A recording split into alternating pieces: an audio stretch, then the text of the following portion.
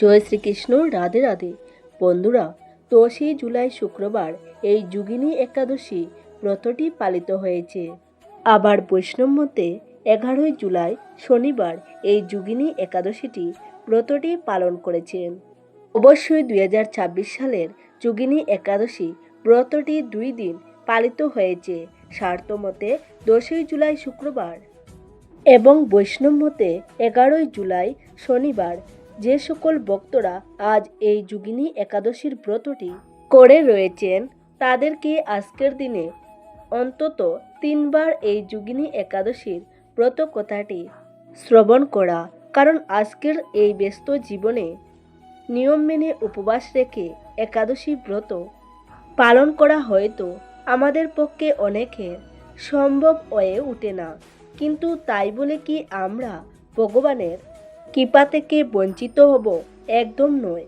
আপনি কি জানেন আজ যোগিনী একাদশীর পবিত্র দিনে শুধুমাত্র একটি মহাশক্তিশালী ব্রতকথা মনোযোগ দিয়ে শুনলে আপনি গড়ে বসেই 88,000 ব্রাহ্মণকে রাজকীয় ভোজন করানোর সমান পুণ্য লাভ করতে পারেন। হ্যাঁ, স্বয়ং ভগবান শ্রীকৃষ্ণ ধর্মরাজ যুধিষ্ঠিরকে এই কথা দিয়েছিলেন। আপনার জীবনের সমস্ত পাপ, শারীরিক কষ্ট এবং দুর্ভাগ্য দূর করার চেয়ে সহজ পবিত্র উপায় আর কিছু নেই। তাই নিজের এবং নিজের পরিবারের মঙ্গলের জন্য আজকের এই দুর্লভ ব্রতকথাটি 1 সেকেন্ডও স্কিপ না করে সম্পূর্ণ শ্রবণ করবেন। আমাদের সনাতন শাস্ত্রে এমন একটি অলৌকিক বলা আছে, যেখানে কোনো উপবাস ছাড়াই শুধুমাত্র একটি পবিত্র কাহিনী মনোযোগ দিয়ে শুনলে আপনার অতীত জীবনের বড় থেকে বড় পাপ ধুয়ে মুছে যাবে। হে বন্ধুরা, ঠিকই শুনেছেন। চলুন জেনে নিই এই যোগিনী একাদশীর পবিত্র ব্রত কথা। ভক্তিভরে শ্রবণ করলে আমাদের জীবনে কি কি লাভ হতে পারে, তো অবশ্যই প্রথমে আমরা শ্রবণ করব এই যোগিনী একাদশীর ব্রত কথাটি, যেটি শ্রবণের ফলে আপনার ব্রতটি সুসম্পূর্ণ হবে। কারণ ব্রতকথা শ্রবণ না করলে কোনো ব্রতই সম্পূর্ণ হয় না, তাই ভক্তি সহকারে শ্রবণ করুন। স্বয়ং শ্রীকৃষ্ণ ধর্মরাজ যুধিষ্ঠিরকে বলেছিলেন, যে ব্যক্তি যোগিনী একাদশীর ব্রতকথা সম্পূর্ণ নিষ্ঠা এবং ভক্তিভরে শ্রবণ করবেন, যে সকল ভক্তরা এই 5টি দুর্লভ ফল লাভ করতে পারবেন। শুনতে অবাক লাগলে এটাই পরম সত্য। শাস্ত্র বলেছে যে যে ব্যক্তি কেবল যোগিনী একাদশী ব্রত পালন করে ব্রতকথা শ্রবণ করেন, তিনি ঘরে বসে 88,000 ব্রাহ্মণকে রাজকীয় ভোজন করানোর সমান বিশাল পুণ্য অর্জন করেন। অভিশাপ ও পূর্বজন্মের পাপ খণ্ডন যজ্ঞ হিমালয়ের মতোই আপনার জীবনেও যদি কোনো অশুভ প্রভাব, গ্রহদোষ বা পূর্বজন্মের অজ্ঞাত কোনো পাপ থেকে থাকে, তবে এই পবিত্র কথা শোনার সাথে সাথে তা আগুনে শুকনো কাঠের মতো পুড়ে ভস্ম হয়ে ছাই হয়ে যাবে। কঠিন রোগ ও ব্যাধি থেকে মুক্তি, শারীরিক কষ্ট ও দীর্ঘস্থায়ী রোগ থেকে মুক্তি পেতে এই ব্রতকথা শ্রবণে ওষুধের মতো কাজ করে। এটি মানুষের মন ও আত্মাকে ভেতর থেকে শুদ্ধ করে এক সুন্দর ও সুস্থ জীবনের পথ দেখায়। চতুর্থ, পারিবারিক শান্তি ও সমৃদ্ধি। যে বাড়িতে সকলে মিলে ভক্তি ভরে ব্রতকথা পাঠ ও শ্রবণ করেন, সেখানে স্বয়ং শ্রীহরি ও মা লক্ষ্মী বিরাজ করেন। সংসারের যাবতীয় অশান্তি, নেতিবাচক শক্তি দূর হয়ে যায়, সুখ শান্তিতে ফিরে আসে। 5 নম্বর পয়েন্ট রয়েছে অন্তিমে মুখ্য বা বৈকুণ্ঠ লাভ। ব্রতকথা শ্রবণের সবচেয়ে বড় প্রাপ্তি হল জন্ম মৃত্যুর চক্র থেকে মুক্তি। মৃত্যুর পর সেই পবিত্র আত্মাকে আর এই দুঃখময় পৃথিবীতে ফিরে আসতে হয় না, সোজা শ্রীহরি পরম ধামে স্থান মেলে। তো অবশ্যই একবার ভাবুন, আমাদের ভগবান শ্রীহরি কতটা দয়াময়। শুধু তার মহিমা লীলা কথা মন দিয়ে শুনলেই তিনি আমাদের উপর তার আশীর্বাদ উজাড় করে নেন। তাই দেরি না করে আজ আপনার পরিবার ও প্রিয়জনদের নিয়ে যোগিনী একাদশীর ব্রতকথা শ্রবণ করুন। যুধিষ্ঠির হাত জোড় করে গলায় প্রবল কৌতূহল ভক্তি নিয়ে বললেন, হে তিলকনাথ, হে মাধব, জ্যৈষ্ঠ মাসের নির্জলা একাদশীর অসীম পূর্ণ কথা তো শুনলাম, কিন্তু প্রভু সামনে যে আষাঢ় মাস এসেছে, এই আষাঢ় মাসের কৃষ্ণপক্ষের একাদশীর নাম কি, আর এই ব্রত পালন করলে মানুষের কি লাভ হয় তা আমাকে কৃপা করে সবিস্তারে বলুন। শ্রীকৃষ্ণ মৃদু এসে গম্ভীর ও শান্ত কণ্ঠে বললেন, হে ধর্মরাজ, পাহাড় সমান পাপকে নিমিষে ভস্ম করে দেয় যে পবিত্র তিথি, তার নাম যোগিনী একাদশী। এই ব্রতকথা শ্রবণ করলে মহাপাপ দূর হয়। শুনো যুধিষ্ঠির, প্রাচীনকালে অর্কাপুরীতে শিবভক্ত ধনরাজ কুবের বাস করতেন। শিব পূজার জন্য মানুষ সরোবর থেকে প্রতিদিন তাজা ফুল আনার দায়িত্ব ছিল হেমালি নামক এক যক্ষের উপর।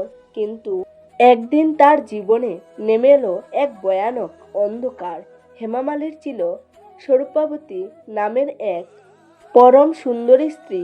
একদিন সকালে শিব পূজার ফুল সংগ্রহ করে হেমামালি যখন বাড়ি ফিরছিল, তখন স্ত্রী রূপের মোহ তাকে অন্ধ করে দেয়। সে ভুলে যায় যে মহারাজ কুবের পূজার করে ফুলের জন্য অপেক্ষা করছেন। কামাসক্ত হয়ে সে নিজের স্ত্রীর সাথে সময় কাটাতে শুরু করে। এদিকে বেলা গড়িয়ে দুপুর হতে চলল। কুবের প্রচণ্ড রাগী ও গর্জনশীল হয়ে বললেন, কি স্পর্ধা, এই সামান্য যজ্ঞের দুপুর হয়ে গেল, মহাদেবের পূজার সময় পেরিয়ে যাচ্ছে, আর সেই এখনো ফুল নিয়ে আসেনি। প্রহরীরা, এখনই যাও, খুঁজে বের করো সেই পাপিষ্টি হেমামালিকে, আমি জানতে চাই সে কোথায়। কুবের চোখ লাল লাল করে বর্জ্য কণ্ঠে বলল, হে পাপিষ্টি হেমামালি, তুই মহাদেবের পবিত্র পুজোয় অবহেলা করে স্ত্রীর প্রতি কামাসক্ত হয়েছিস, কর্তব্য চরম গাফিলতি। আমি তোকে অভিশাপ দিচ্ছি, তুই এখনই শ্বেতকুষ্ঠ রোগে আক্রান্ত হবি। তোর এই সুন্দর শরীর পচে গলে যাবে, তোর স্ত্রীর সাথে তোর চির বিচ্ছেদ ঘটবে এবং স্বর্গ থেকে বিতাড়িত হয়ে তুই মর্তের জঙ্গলে নরক যন্ত্রণা ভোগ করবি। দূর হ আমার রাজ্য থেকে। হেমামালি মাটিতে লুটিয়ে পড়ে কান্না জড়িত ও আর্তনাদ করে বললেন, মহারাজ, আমাকে ক্ষমা করুন, ক্ষণিকের মোহে আমি অন্ধ হয়ে গিয়েছিলাম। দয়া করে আমার এই ভয়ঙ্কর অভিশাপ থেকে মুক্তির উপায় বলে দিন। প্রভু, আমি আমার স্ত্রীকে ছাড়া বাঁচব না। শ্রীকৃষ্ণ বেদনাদায়ক কণ্ঠে বললেন, অভিশাপের আগুনে জ্বলতে জ্বলতে ভয়ঙ্কর কুষ্ঠ রোগে আক্রান্ত হয়ে হেমামালি মরতে এসে পড়লেন। তার সারা শরীর গায়ে ভরে গেল। প্রচণ্ড গরমে বিনা আহারে বিনা জলে সে বছরের পর বছর ঘন জঙ্গলে ঘুরে বেড়াতে লাগলো, কিন্তু যন্ত্রণায় তার হচ্ছিল না। অবশেষে একদিন ঘুরতে ঘুরতে সে হিমালয় মহামুনি মার্কেন্ডীর আশ্রমে ঋষিকে দেখেই সে তার পায়ে আছড়ে পড়েন। হেমামালি আপাতে হাঁপাতে কান্নায় সুরে বলল, হে ঋষিবর, আমাকে বাঁচান, আমি এক অভিশপ্ত। আমার নিজের পাপের ফল আজ আমার এই বিবশ দশা। আমি আর এই যন্ত্রণা সহ্য করতে পারছি না। আমাকে উদ্ধারের কোনো পথ দেখান প্রভু। ঋষি মার্কেন্ডী স্নেহপূর্ণ ও দয়ালু ও গুরুগম্ভীর কণ্ঠে বললেন, বসো হেমামালি, শান্ত হও। তুমি নিজের মুখে নিজেই পাপ স্বীকার করেছ, তাই তোমার মুক্তির সময় এসে গেছে। আমি তোমার এক মহাব্রতের কথা বলছি। আষাঢ় মাসের কৃষ্ণপক্ষের যোগিনী একাদশীর ব্রত তুমি নিষ্ঠাভরে পালন করো। আগের দিন থেকে সংযম করো। একাদশীর দিন উপবাস থেকে শ্রীহরির আরাধনা করো। রাতের বেলা জাগরণ করে ভগবানের নাম জপ করো। স্বয়ং শ্রীহরির কৃপায় তোমার সমস্ত পাপ ও রোগ পুড়ে ছাই হয়ে যাবে। শ্রীকৃষ্ণ যুধিষ্ঠিরকে উদ্দেশ্য করে হাসিমুখে বললেন, হে যুধিষ্ঠির, মুনির কথা মতো হিমামালী এই ব্রত পালন করল। আর অলৌকিকভাবে পরের দিন সকালে পালন করার সাথে সাথে তার সমস্ত কুষ্ঠরোগ দূর হয়ে গেল। সে ফিরে পেল তার পুরনো সেই দিব্য শরীর এবং পুনরায় স্বর্গে গিয়ে নিজের স্ত্রীর সাথে মিলিত হলো। মনে রেখো ধর্মরাজ, এই একটি মাত্র ব্রত পালন করলে 88,000 ব্রাহ্মণের ভোজনের পূর্ণ লাভ আপনারা করতে পারবেন। তো দর্শক বন্ধুরা, কেমন লাগলো শ্রীকৃষ্ণ আর যুধিষ্ঠিরের এই জীবন্ত কথোপকথন এবং হেমমালীর রহস্যময় গল্প? ভগবান শ্রীহরি প্রমাণ করে দিয়েছেন যে পাপ যতই বড় হোক, যোগিনী একাদশীর ব্রত তার চেয়েও শক্তিশালী। তো অবশ্যই আপনারা শ্রবণ করলেন এই যোগিনী একাদশীর ব্রত কথাটি, আর অবশ্যই আপনারা একটিবার হলেও শ্রবণ করবেন এই যোগিনী একাদশীর ব্রত পালনের সঠিক নিয়ম কি রয়েছে, যে নিয়মটি পালন করলে আপনার 88,000 ব্রাহ্মণকে রাজকীয় ভোজন করানোর সমান পূর্ণ লাভ করতে পারবেন। স্বয়ং ভগবান শ্রীকৃষ্ণ যুধিষ্ঠিরকে এই নিয়মাবলী দিয়েছিলেন, কিন্তু শর্ত একটাই, ব্রত পালন করতে হবে একদম সঠিক এবং নিখুঁত নিয়মে। আপনি কি জানেন সেই সঠিক নিয়মটি কি? তো অবশ্যই মনোযোগভাবে শ্রবণ করুন। আমরা সবাই জানি যোগিনী একাদশীর মহিমা অপরিসীম, যেটি আমরা শ্রবণ করলাম, কিন্তু অনেকেই না জেনে ভুল পদ্ধতিতে উপবাস করেন, যার ফলে সম্পূর্ণ ফল মেলে না। তো শ্রোতা বন্ধুরা, আমরা সবাই জানি যোগিনী একাদশীর মহিমা অপরিসীম, কিন্তু অনেকেই না জেনে ভুল পদ্ধতি উপবাস করেন, যার ফলে সম্পূর্ণ ফল মেলে না। আজ আমি আপনাদের জানাবো সেই 5টি গুপ্ত এবং সঠিক নিয়ম, যা মেনে যোগিনী একাদশীর ব্রত পালন করলে 88,000 ব্রাহ্মণ ভোজন সম্পূর্ণ পূর্ণ সরাসরি আপনার খাতায় জমা হবে। প্রথম নিয়ম, একাদশীর পূর্ণ শুরু হয় আগের দিন অর্থাৎ দশমীর তিথি থেকে।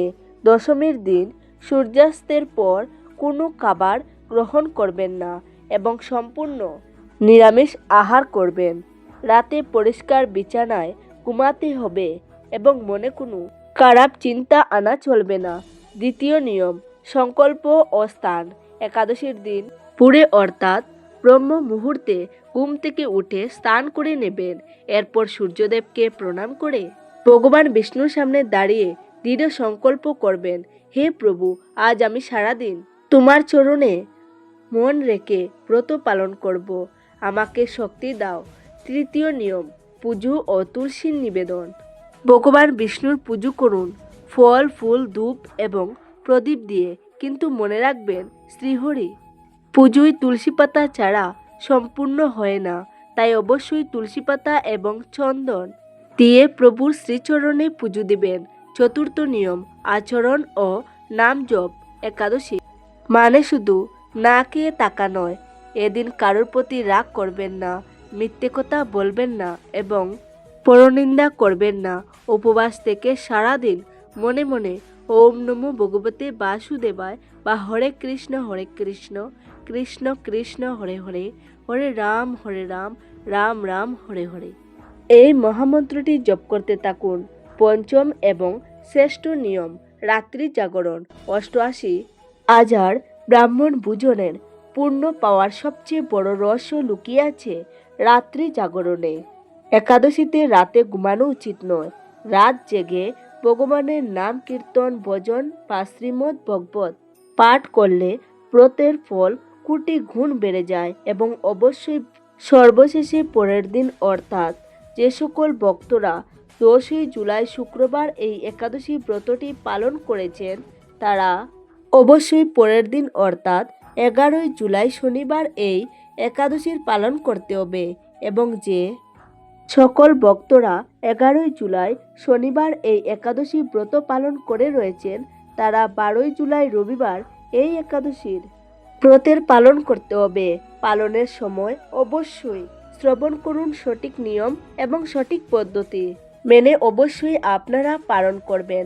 পালনের সময়টি রয়েছে সকাল 5টা থেকে শুরু করে 9টা 28 মিনিটের মধ্যে সকল ভক্তরা এই শুভ সময়ে 2 দিন পালন করতে পারেন।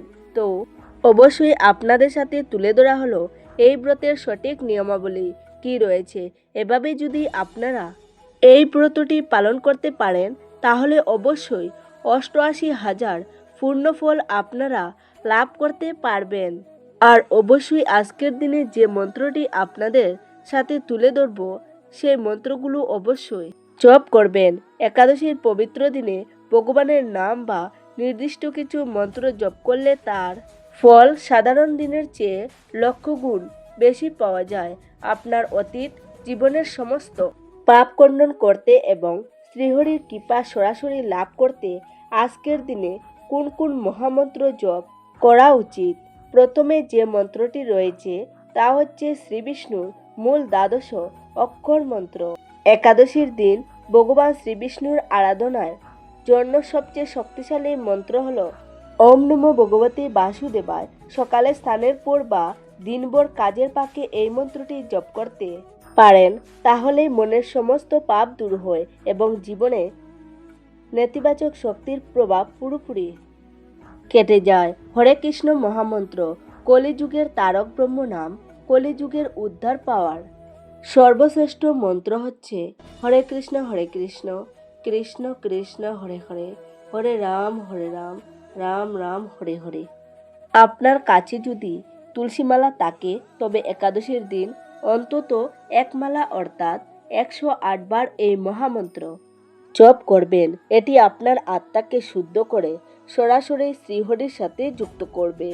বিষ্ণুর গায়ত্রী মন্ত্র জ্ঞানের জন্য যেসব ভক্তরা আধ্যাত্মিক জ্ঞান এবং মানসিক শান্তি খুঁজছেন তারা এই একাদশীর ব্রত পালন করে এই মন্ত্রটি জপ করতে পারেন।